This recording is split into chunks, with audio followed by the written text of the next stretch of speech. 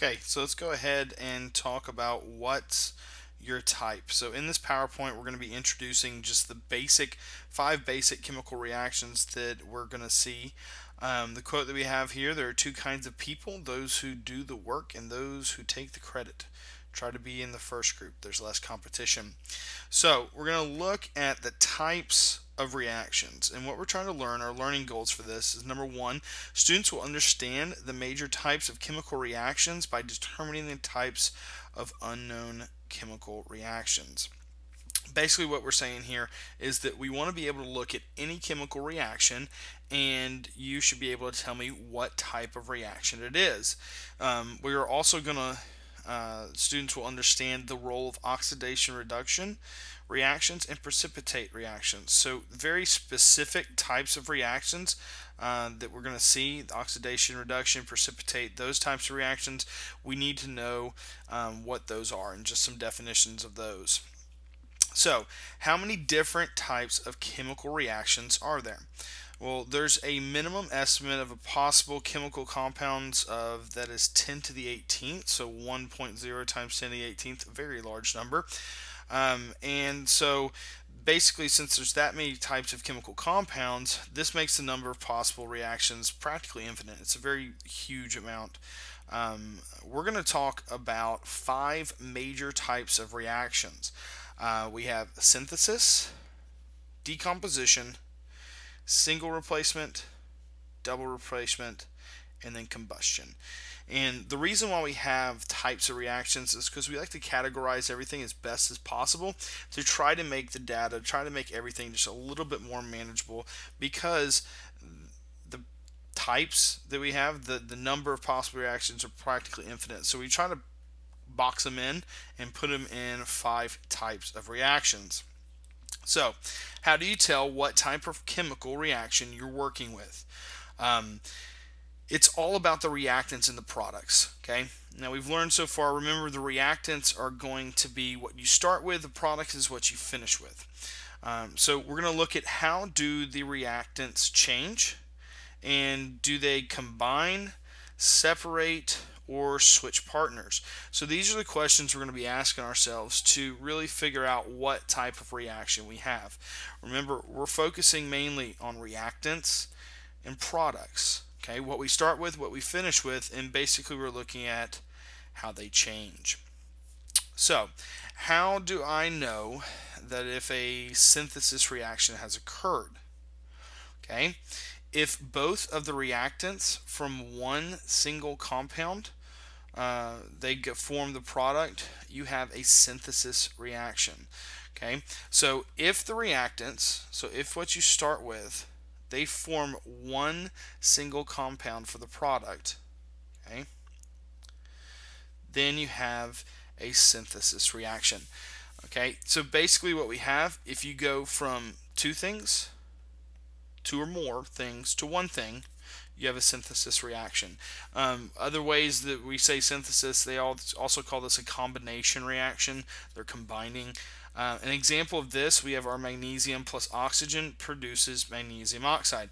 So magnesium is all by itself, and we see it right here. Okay, it's a picture of magnesium, and then we have oxygen from the air. They combine to make this white powder, which is magnesium oxide. Okay, so two things becoming one thing is a synthesis reaction. So how do I know if a decomposition reaction has occurred? If a single reactant breaks up into different pieces for the product, you have a decomposition reaction. Okay, basically this is the reverse of a synthesis. So this is one thing becoming two things. Okay, so in this case we take water, okay, and we break it up into, here's a picture of hydrogen and a picture of a container of oxygen. And so water is H2O, it's made of hydrogen and oxygen, and so we break it up through electrolysis. We run an electrical current through it, break it up, and we get our hydrogen and our oxygen. So decomposition, it decomposes, it breaks into its pieces. It goes from one thing to two things. Okay, how do I know if a single replacement reaction has occurred? If a single element switches places, so here we see that it's switching places with a like element in the compound to produce a new product, you have a single replacement reaction. I would make a note here that like replaces like. Okay, so if the element that's by itself, like in this case, iron, it's all by itself, it's a metal. So it's going to replace the metal in our compound, which we have copper 2 sulfate, which is right here. So sulfate is going to be an ion. Copper, that's a metal. So the iron switches places with the copper, and we see that copper comes out here, and then iron is now bonded to that sulfate. They switch partners. Okay, way we can remember this: if we have an element plus a compound produces an element plus a compound. That means that we have a single replacement reaction. Okay, how do I know if a double replacement reaction has occurred? Okay, if both of the compounds switch partners in the product, with the element that they are bonded to in the reactant, you have a double replacement reaction. Main way we can see this: a compound plus a compound produces a brand new compound plus another compound. Okay, so we see here we have lead nitrate and potassium iodide. So we see them both right here. So the metals will switch partners. They switch. So potassium was bonded to iodine. Now it's going to be bonded to nitrate. So we have potassium nitrate. Lead was bonded to nitrate. Now it's going to be bonded to iodide. So we see we have lead to iodide. They switch partners. Our last type of reaction that we see is, how do I know that a combustion reaction has occurred? So if oxygen reacts with a compound to produce heat and a product of at least water. So we say this, that oxygen is reacting with a type of compound, any type of compound, and it will produce water. In most cases, we see that it's the combustion of a hydrocarbon. We can see here's our example. We have methane. Okay, methane is a hydrocarbon. It's hydrogen bonded to a carbon. We see we have methane. Then the oxygen is reacting with the methane, and it produces, in this case, there's the water. And if it's a hydrocarbon, so if it's some type of CH something, you're going to have carbon dioxide as a product as well. Okay. In most cases, all it has to have is just oxygen reacting with something to produce water. You can think of the combustion of hydrogen. So hydrogen gas plus oxygen gas will combust to make H2O. Okay. Oxygen reacted with hydrogen, it produced the water. That's all you need. But normally with a hydrocarbon, you're gonna see that CO2. Okay. So let's look at an example. It says, describe what types of reactions are involved in the isolation of copper. So we have copper 2 nitrate is combined with sodium hydroxide, and we see that it produces copper hydroxide and sodium nitrate. So let's look at what we have. Copper 2 nitrate, that's a compound. Sodium hydroxide, that's a compound. It produces copper hydroxide. So what happened here is copper and sodium switch partners and produce copper hydroxide, which is a compound, and sodium nitrate, which is a compound. So in that first reaction, we have a double replacement reaction. Okay, that's the first one. Okay, and it says the copper 2 hydroxide is heated. So copper 2 hydroxide, let's use a different color for the next reaction. So our copper 2 hydroxide is heated to produce, so there's our arrow, copper 2 oxide and water. Okay, so we look at it. We have a compound that breaks up into two different compounds. So we went from one thing to two things. So when we go from one thing to two things, that is going to be, the second one is going to be a decomposition reaction. We went from one thing to two things. Okay. Then the copper 2 oxide is then added to sulfuric acid and produces, here's our next reaction, copper 2 sulfate, and water. So again, we see that that's a compound and a compound. It produces a compound and a compound. So we see that the third reaction, is going to be a double replacement reaction. It says then zinc is added to the copper 2 sulfate and zinc sulfate.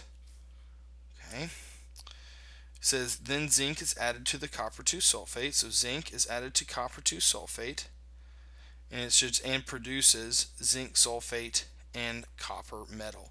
So it should be produces right here. When we see this, zinc, which is an element, plus copper 2 sulfate, which is a compound, produces a compound and a different element. So our fourth reaction will be a single replacement reaction. Next example, it says label the following reactants as synthesis, decomposition, single, double replacement, or combustion. So the first one, we see we have an element plus a compound produces, that element's now by itself, and a compound. That is single replacement. Okay. Then we have a hydrocarbon plus oxygen produces CO2 and H2O. So oxygen is reacting with that. We see that water is produced, and we see that carbon dioxide. We already know that it's a combustion reaction. Okay. The next one, we have our copper chlorate, or not copper, but potassium chlorate, and it breaks up. It goes from one thing to now we have two things. So if we go from one thing to two things, that's a decomposition reaction. Here we have an element, and an element produces a compound. So two things become one thing. That's a synthesis reaction. And then lastly, we have a compound in hydrochloric acid.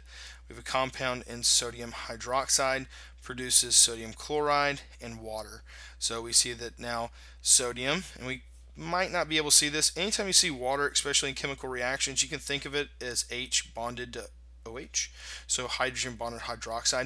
You can think of it that way because we see that the sodium is now bonded to chlorine, and that hydrogen is now bonded to that OH, which produces H2O. Okay, that's a trick that you always got to look out for.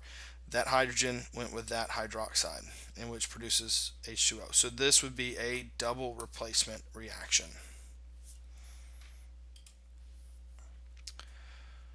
Okay, so we're looking at this, and it says, are the 5 major types the best way to categorize chemical reactions? And actually, the 5 types that we have, the single replacement, double replacement, synthesis, decomposition, and combustion, they're usually not the best way to categorize it. That's what we use mostly in high school. Anytime we get into college level chemistry, we're talking about AP Chem or anything like that, and really in a pre-AP class, that we shouldn't classify them using the basic types. We should look more specifically, it's on the electron movement, so where the electrons are going. So yes, we do need to know the 5 basic types of chemical reactions and be able to classify those, but chemists usually look at how electrons are moving, because remember, chemical reactions, it's all about the valence electrons. So chemical reactions occur because of the interactions of those valence electrons. That's what we really care about, and that's how we're going to classify the majority of things. Got to know the basic types, but let's get a little bit deeper into how we actually classify.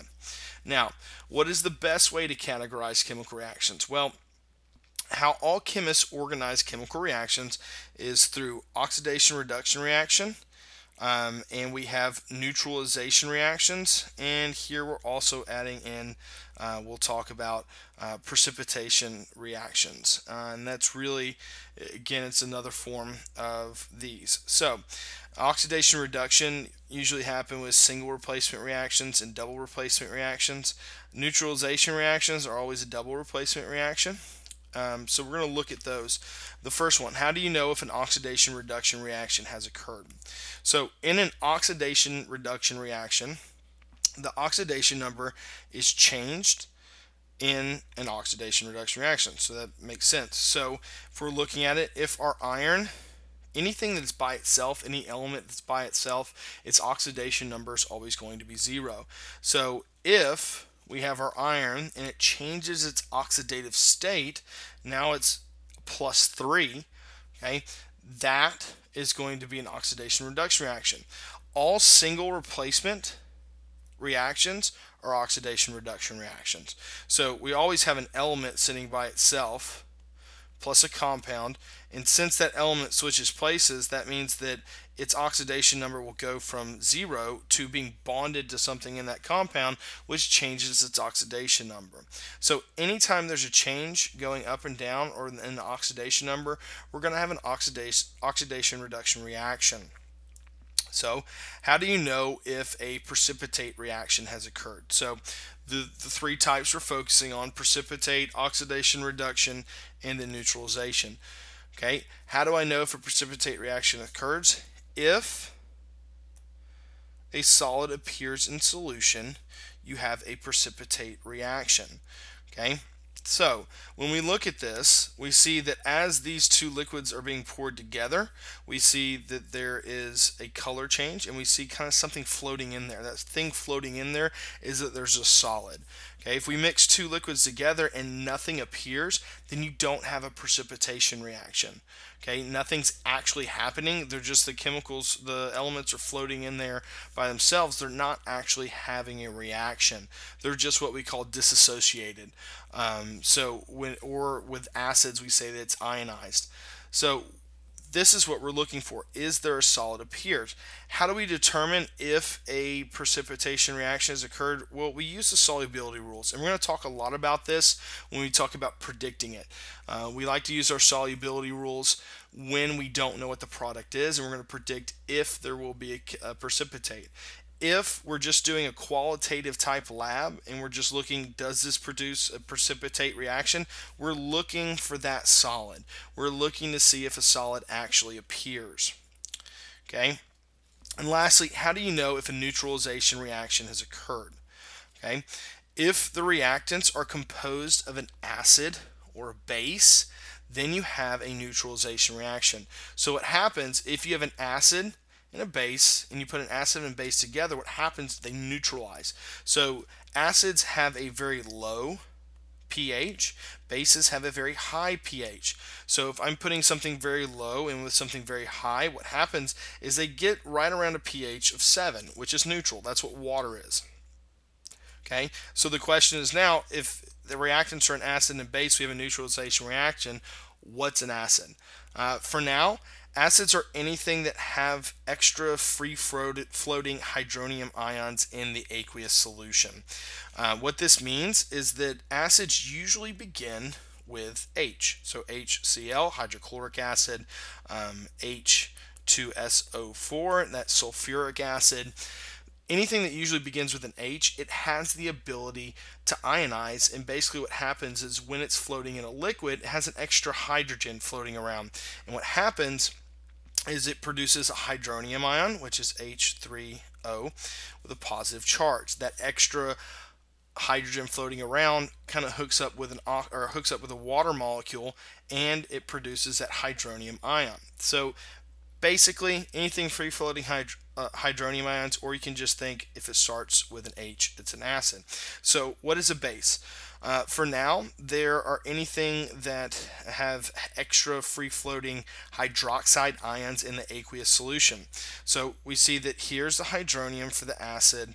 Well, hydroxide, we see that hydroxide, so let's say potassium hydroxide, when it goes into water and becomes an aqueous solution, well, it's going to have that extra hydroxide floating around. So anytime you see a hydroxide on the end of it, that's the basic of it. There are some exceptions to that. Like we have ammonia, NH3. That's actually a base. Doesn't have that OH hydroxide, but it is considered a base.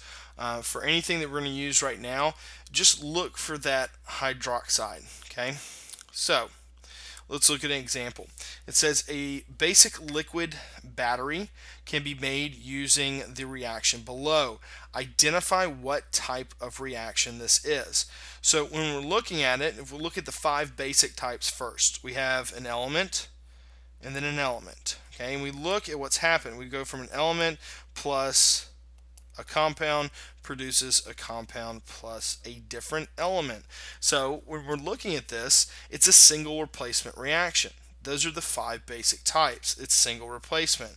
When we're looking at this, what's actually happening is that copper has a 0 oxidation number right there. Okay, when it's bonded to sulfate, it has that 2 minus, that -2 oxidation number. So it's changed its oxidative state. We see that zinc right here, zinc would have a oxidation number, and then when it's by itself, it's a 0. Okay, so we see that it changes the oxidation state. It's a single replacement reaction. We know that it's oxidation reduction reaction. Okay. Example B2.